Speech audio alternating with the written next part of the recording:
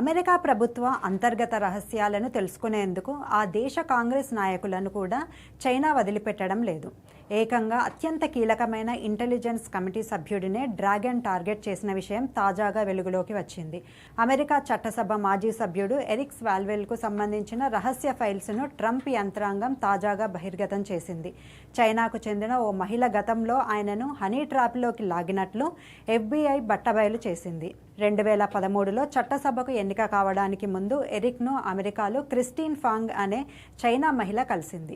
ఎన్నికల సమయంలో ఆయనకు ఫండ్ రైజింగ్ ప్రచార కార్యక్రమాలలో ఆమె సాయం చేసింది. వారి మధ్య 2012-2015 కాలంలో శారీరక సంబంధం ఉన్నట్లు కూడా తెలుస్తోంది. 2020లో స్వాల్వెల్ కీలకమైన ఇంటెలిజెన్స్ కమిటీలో సభ్యుడిగా ఉన్న సమయంలో కూడా ఫాంగ్ తరచూ స్వాల్వెల్ను కలిసేది. ఆమెకు చైనా గూఢచర్య నెట్వర్క్తో సంబంధం ఉన్నట్లు అదే ఏడాది స్థానిక మీడియాలో కథనాలు వెలువడ్డాయి. చైనా కమ్యూనిస్టు పార్టీకి చెందిన మినిస్ట్రీ ఆఫ్ స్టేట్ సెక్యూరిటీకి ఫాంగ్ ఏజెంట్గా పనిచేస్తున్నట్లు అవి పేర్కొన్నాయి. వాస్తవానికి చైనాలో ఈ విభాగం ప్రధానంగా పౌర గూఢచర్యం చేస్తుంది. ఆ సమయంలో స్వాల్వెల్ హౌస్ ఇంటెలిజెన్స్ కమిటీలో సభ్యుడిగా ఉండడంతో రిపబ్లికన్లు ఆయనపై తీవ్ర విమర్శలు చేశారు. ఈ ఆరోపణలపై విచారణ జరిపిన హౌస్ ఎథిక్స్ కమిటీ ఫాంగ్తో స్వాల్వెల్కు ఉన్న సంబంధాలపై 2 ఏళ్ల పాటు దర్యాప్తు జరిపింది. అనంతరం ఎలాంటి చర్యలు తీసుకోకుండా దర్యాప్తును 2023లో ముగించింది. అనంతరం ఆమె తిరిగి చైనాకు వెళ్లిపోయింది.